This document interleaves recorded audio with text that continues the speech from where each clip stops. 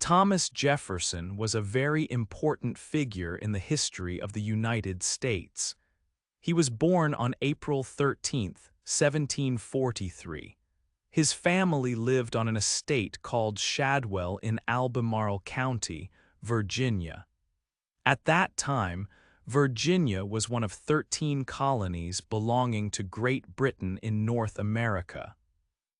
Soon, Virginia would help create a new nation, the United States of America, and Jefferson would be known as one of its main founders. His father was Peter Jefferson. Peter was a successful planter who grew crops like tobacco. He was also a surveyor, a person who measures land. He owned several plantations in Virginia, including Shadwell. Enslaved people and some free workers worked on these plantations. Peter Jefferson was wealthy and respected in Virginia society. He held important jobs, like being an officer in the local military group and serving in the Virginia government, called the House of Burgesses. Young Thomas saw his father as a strong and respected man who explored new areas. Thomas's mother was Jane Randolph Jefferson. She came from the Randolph family, which was one of the most powerful and well-known families in all of Virginia. Her family had lived in Virginia since 1642 and owned large amounts of land and many plantations. Jane's marriage to Peter showed his high social position. Thomas Jefferson grew up with many advantages because his family belonged to the Virginia elite, the highest social class. He spent his childhood at Shadwell and another family estate called Tuckahoe for some years. His father, Peter, wanted Thomas to have the best education, something Peter himself did not receive formally. Thomas went to school starting at age 9. He learned classical languages like Latin and Greek and also French. He studied history and read important books from ancient Greece and Rome. A significant change happened when Thomas was 14 years old. His father, Peter Jefferson, died in 1757. As the oldest son, Thomas inherited much from his father. He became the owner of the Shadwell estate, which included more than 2,750 acres of land. He also inherited 66 enslaved people who worked on the estate. Even though he was young, he was now the official head of the household, following in his father's footsteps as a Virginia landowner. His mother managed the estate day to day for some time. 2. A young learner and leader, Thomas Jefferson went to study at the College of William and Mary in Williamsburg. Williamsburg was the capital city of Virginia at that time. At college, he learned many subjects. He studied mathematics with a professor named Dr. William Small. He also learned about science and moral philosophy. This was a time of new ideas in Europe called the Enlightenment. Jefferson was very interested in these ideas. He read books by famous thinkers.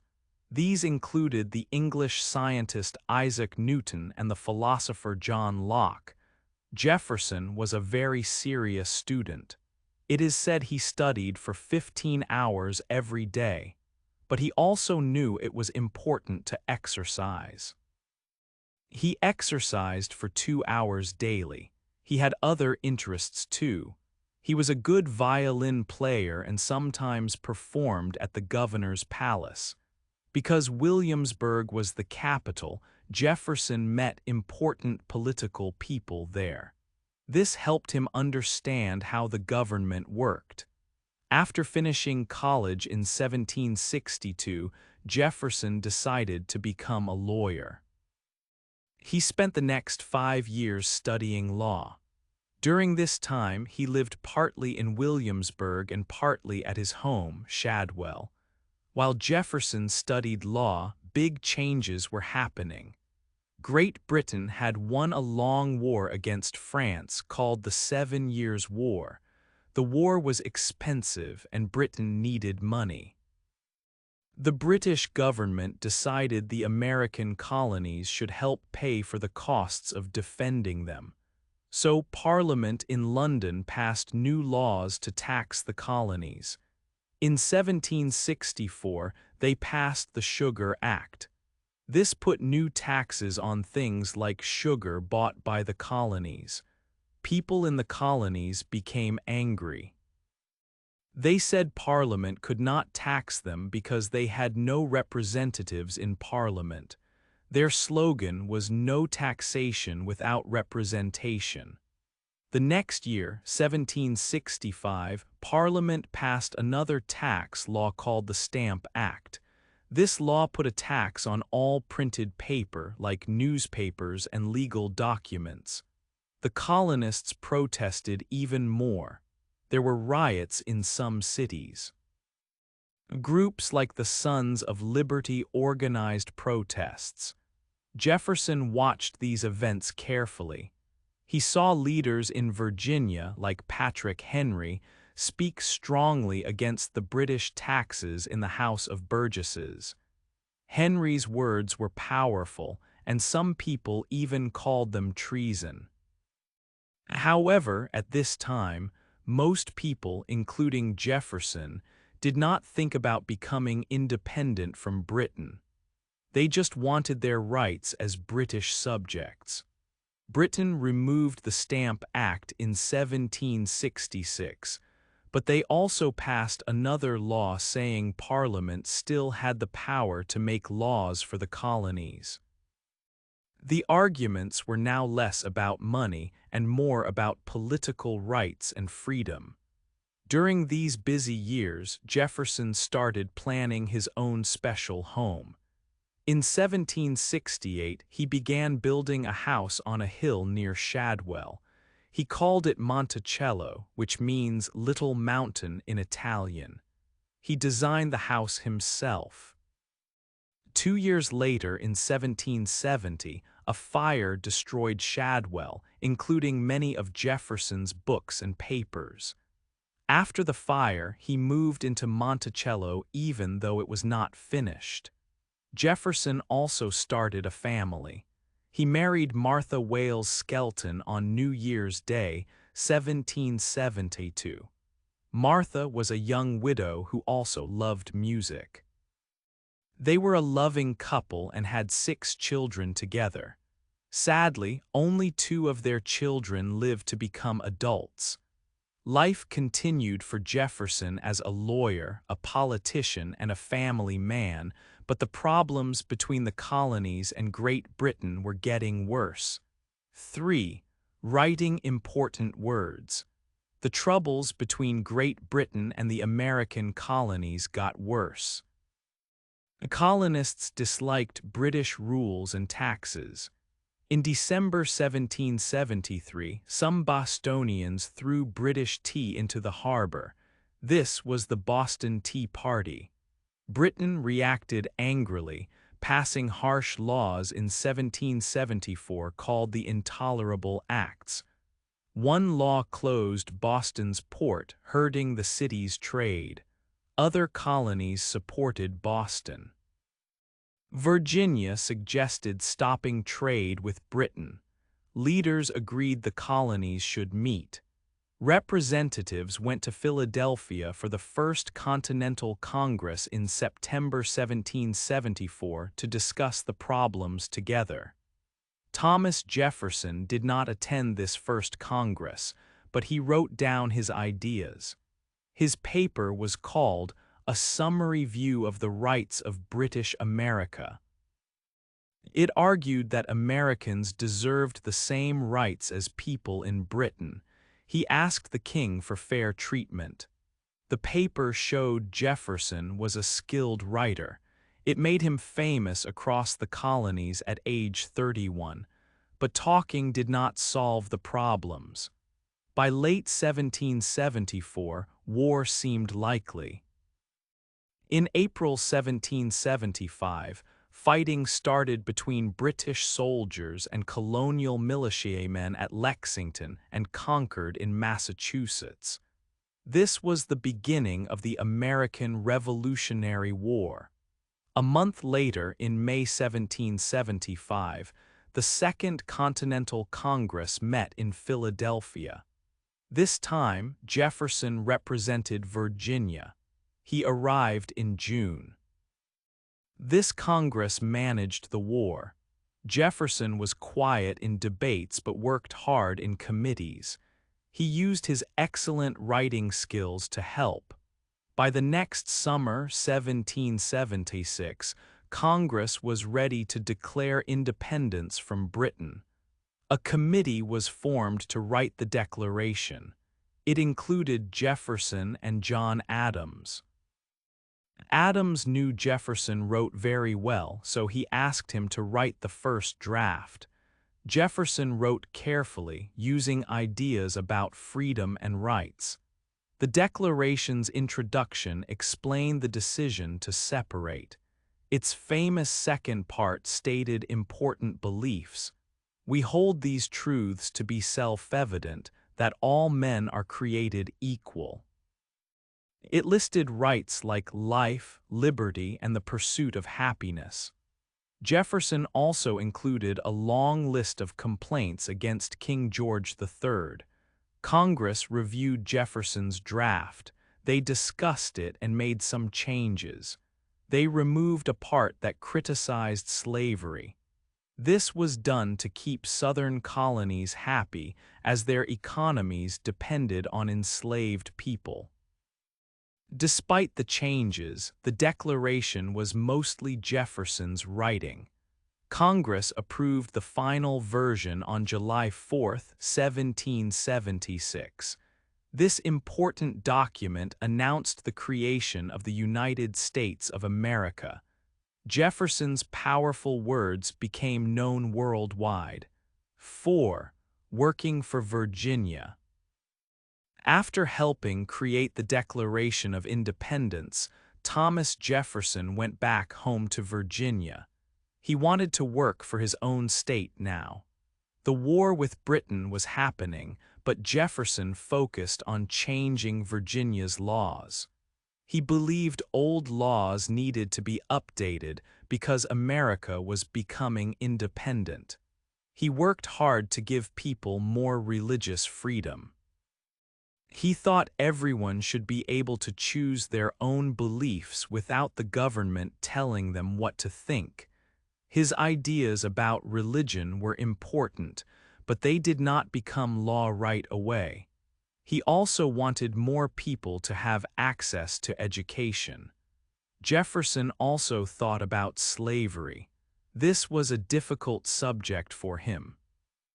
He owned many enslaved people, more than 600 during his life. However, he wrote that he believed slavery was wrong. He did not think that free white people and free black people could live together peacefully in Virginia. He suggested a plan to end slavery slowly.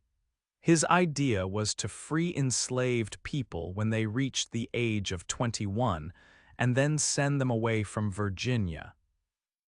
But other leaders in Virginia did not agree with his plan. Many landowners needed enslaved workers for their farms and plantations. So Jefferson's ideas about ending slavery were not accepted at that time. In the summer of 1779, Jefferson became the governor of Virginia. It was a very hard time. The American Revolutionary War was still going on, and the British Army was fighting in the southern states. Virginia was in danger. As governor, Jefferson had to lead the state during this difficult period. He had to deal with people in Virginia who still supported Britain. They were called Loyalists. There were also attacks from Native Americans on the western side of the state. Jefferson made an important decision to move the capital city of Virginia. It used to be in Williamsburg, which was near the coast. Jefferson moved it further inland to Richmond.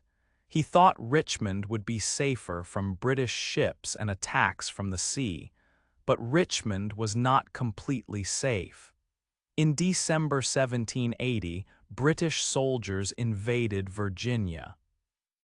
Their leader was Benedict Arnold, an American general who had changed sides to fight for the British. Jefferson was not quick enough to gather soldiers to defend Richmond. He had to escape the city just before Arnold's men arrived. The British soldiers damaged parts of the city. The danger continued. In the spring of 1781, more British soldiers came into Virginia. Their leaders were Lord Cornwallis and Banastre Tarleton. Tarleton was known for being a fast and sometimes cruel cavalry officer. Jefferson moved the state government again, this time to Charlottesville, which was near his home, Monticello. He wrote to George Washington, asking for help and soldiers. Early one morning in June 1781, Jefferson received urgent news. British soldiers led by Tarleton were riding quickly towards Monticello. Their plan was to capture him. Jefferson escaped from his home just minutes before the soldiers arrived. They did not catch him, and they did not damage Monticello much. Soon after this event, Jefferson finished his time as governor. Some people questioned how he had led Virginia during the British attacks. An official group looked into his actions. They decided he had done nothing wrong. However, Jefferson felt that these questions had hurt his reputation. 5. A sad time and a new job. After the birth of their daughter in May 1782, Jefferson's wife, Martha, became very sick. Her health got worse quickly over the next few months. Jefferson stayed by her side at Monticello, but sadly she died on the 6th of September 1782. He was only 39 years old. Jefferson was extremely sad. Losing Martha was very difficult for him, and he stayed at Monticello for many months, feeling deep sorrow. Friends worried about him during this period. Before she died, he promised her that he would never marry another woman. He kept this promise for the rest of his life. Martha's young half-sister, a slave girl named Sally Hemings, was also there when Martha died. Jefferson felt lost after Martha's death. He had also faced some difficult questions about his actions as governor during the war. To help restore his name and find a new purpose, he decided to return to public life and politics. In 1783, Virginia chose him to serve again in the Continental Congress. This was the government of the new United States at that time. However, the government under the first plan, called the Articles of Confederation, was not very strong. The national government could not easily collect taxes or create a strong army. The states had most of the power, and the central government found it hard to make decisions or get things done. Each state acted almost like its own country. For example, it took a long time just to get enough states together to officially approve the peace treaty with Great Britain. Jefferson saw these problems and believed the government needed changes to keep the states united. Before joining Congress again, Jefferson was asked to go to Paris to help with the peace talks to end the Revolutionary War. But before he could travel to Europe, the American team already working in Paris finished the agreement, called the Treaty of Paris. So he did not need to go for that reason. But soon, another opportunity came. The United States needed someone to represent the country in France. Jefferson admired France because it had helped America win the war. In 1784, he accepted the important job of United States ambassador to France. This position was very important. As ambassador, he would work to build a good relationship between the United States and France. He would negotiate trade agreements and represent American interests. Leaving for France was a big change after the sad times. He traveled to Paris in the summer of that year, taking his older daughter, Patsy, with him, ready for this new chapter in his life. 6. Living in Paris. Thomas Jefferson arrived in France in 1784 to work as the American ambassador. His older daughter, Patsy, traveled with him. He lived in Paris for 5 years until 1789. His main job was to represent the United States. He worked hard to make trade agreements between America and France. This was important for the young country. Jefferson enjoyed living in Paris very much. He loved French culture, including the food, wine, and buildings. He met many interesting and important people. These included writers and thinkers who had new ideas about government and society. He became good friends with Thomas Paine, an English writer who strongly supported the American cause for independence. While Jefferson was in France, big changes were starting to happen there. The French king had absolute power, but the country had serious money problems. Many ordinary people were poor and hungry. Jefferson watched closely as people began to demand more rights and a different kind of government. He supported the idea that the king should not have all the power. He saw the beginning of the French Revolution in 1789, including the famous attack on the Bastille prison in Paris. He even helped his friend, the Marquis de Lafayette, write an important document called the Declaration of the Rights of Man and of the Citizen. This document listed basic rights for the French people. During his time in France, Jefferson also paid close attention to news from America. Leaders back home were creating a new plan for government, the Constitution.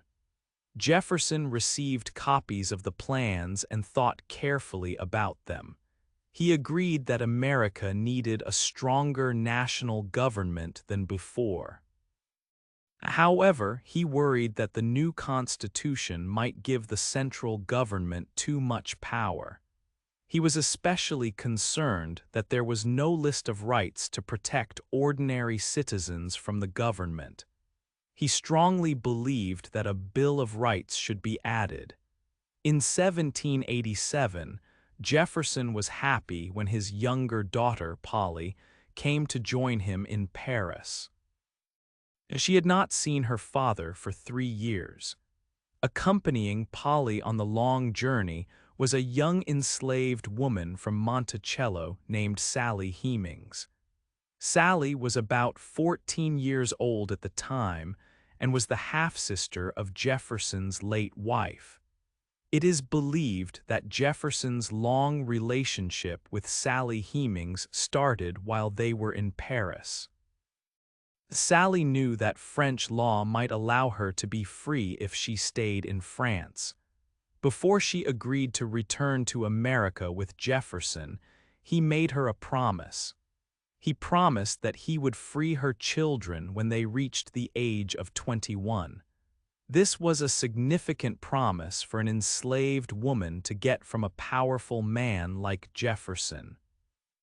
As the French Revolution grew more intense in 1789, Jefferson prepared to leave France and return to Virginia. His time in Paris had been full of important work, new friendships, and major world events. 7. Big political fights. When Thomas Jefferson came back to America in 1789, things were changing. The country had a new constitution and its first president, George Washington. President Washington asked Jefferson to join his government as the first Secretary of State. This important job meant Jefferson was responsible for America's relationships with other countries. Jefferson accepted and started work in March 1790. Soon, Jefferson found himself in big arguments with another key person in Washington's team, Alexander Hamilton. Hamilton was the Secretary of the Treasury, looking after the nation's money. He and Jefferson had very different ideas about the future of the United States. These disagreements led to the start of the country's first political groups. Hamilton led the Federalists. They believed in a strong central government to make the country rich and secure. Jefferson led the Democratic Republicans. They worried a strong central government could become too powerful, like a king. They wanted more power for the individual states and believed the country's strength came from its farmers. Hamilton had big plans. He wanted the national government to create a national bank. He also wanted the federal government to take over the money that states owed from the Revolutionary War. Jefferson and his friend James Madison thought these plans gave too much power to the federal government and helped rich people in the North more than ordinary farmers, especially in the South. The arguments were serious. To solve one big fight, they made a deal. Hamilton got his plan for the government to take over state debts. In return, Jefferson and Madison got the nation's new capital city built in the South, between Virginia and Maryland. This city became Washington, D.C. Jefferson and Hamilton also disagreed about foreign countries. Hamilton and the Federalists wanted a better relationship with Great Britain. Jefferson and the Republicans supported France, especially after the French Revolution began. Jefferson had seen the start of the Revolution when he was in Paris and supported its ideas about freedom. But as the revolution in France became more violent, the arguments in America grew stronger. Jefferson felt Washington listened more to Hamilton. Feeling unhappy, Jefferson decided to leave his job as Secretary of State at the start of 1794. Jefferson went home to Monticello but did not stay out of politics for long. In 1796, George Washington decided not to be president anymore. Jefferson ran for president against John Adams, who had been vice president. It was the first election with competing political parties. Adams, a Federalist, won by only 3 votes in the Electoral College. Because of the rules at that time, the person with the second highest number of votes became vice president. So Jefferson became vice president under Adams, his political opponent. Being vice president was difficult for Jefferson.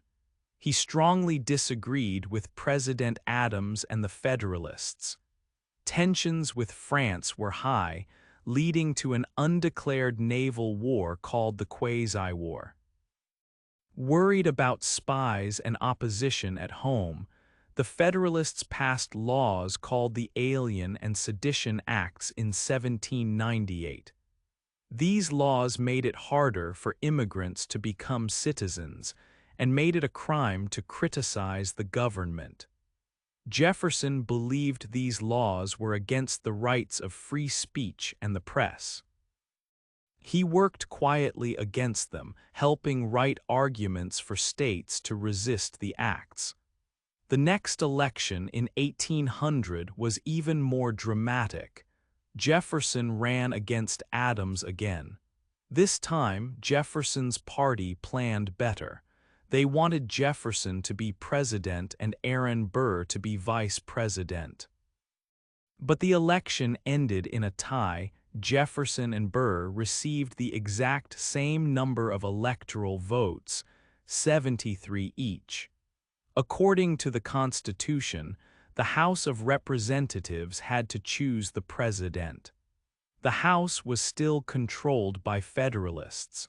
Some Federalists wanted to make Burr president just to stop Jefferson. For 6 days, the House voted many times but could not decide. Finally, Alexander Hamilton, who strongly disliked Burr, helped persuade some Federalists to vote for Jefferson. Hamilton thought Jefferson was a better choice for the country than Burr. On the 36th vote, Jefferson was elected the third President of the United States. 8. President and later life. Thomas Jefferson became the third President of the United States in 1801. In his first speech as president, he asked the country to come together after difficult political fights. He said, "We are all Republicans, we are all Federalists." As president, he worked to make the central government smaller. He reduced the national debt, the money the country owed. He also made the Army and Navy smaller because he wanted to avoid conflicts with European powers. Jefferson's biggest success as president happened in 1803. The United States bought a very large area of land west of the Mississippi River from France. This was called the Louisiana Purchase. It cost $15 million. This purchase made the United States more than double in size. It gave the country huge amounts of new land for farming and future growth. To learn about this new territory, Jefferson sent 2 explorers, Meriwether Lewis and William Clark, on a long journey. Starting in 1804, they traveled west all the way to the Pacific Ocean and returned in 1806. They studied the land, plants, animals, and met many Native American groups along the way. People were happy with Jefferson's first 4 years as president, and he easily won the election again in 1804. However, his second term had more difficulties. His former vice president, Aaron Burr, was accused of treason, meaning trying to harm his country. Some believed Burr planned to take control of Louisiana or Spanish lands in the West. Burr was put on trial but was found not guilty. There were also serious problems with Great Britain. In 1807, a British warship attacked an American ship, the Chesapeake, to search for British sailors. This event, called the Chesapeake Leopard Affair, made many Americans very angry and want war. Jefferson wanted to avoid war. To pressure Britain and France economically, he signed the Embargo Act in 1807. This law stopped American ships from trading with all foreign countries. Jefferson hoped this would force Britain and France to respect American trading rights.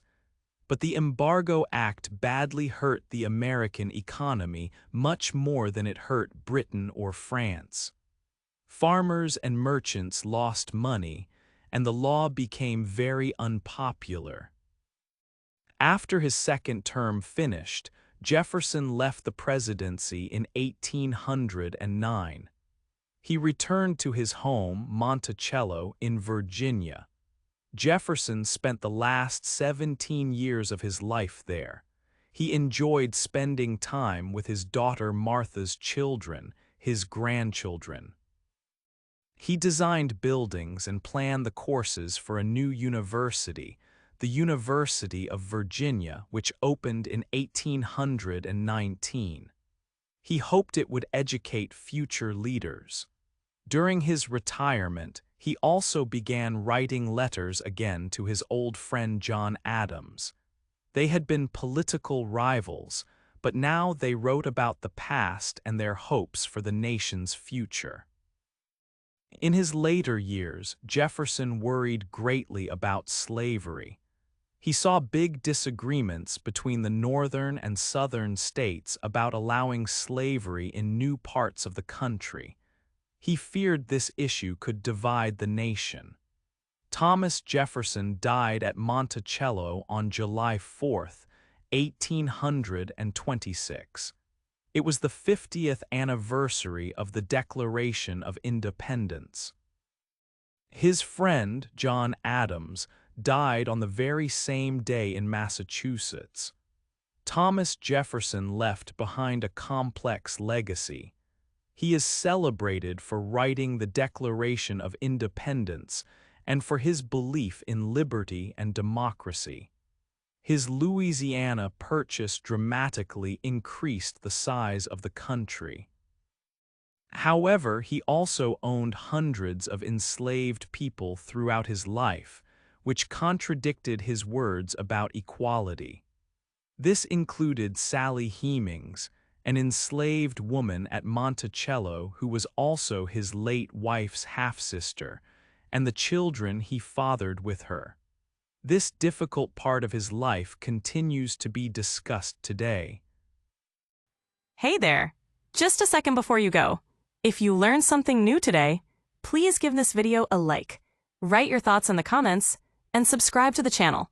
It only takes a second, and it really, really helps to create even better English videos for you. Your support means the world. Thank you.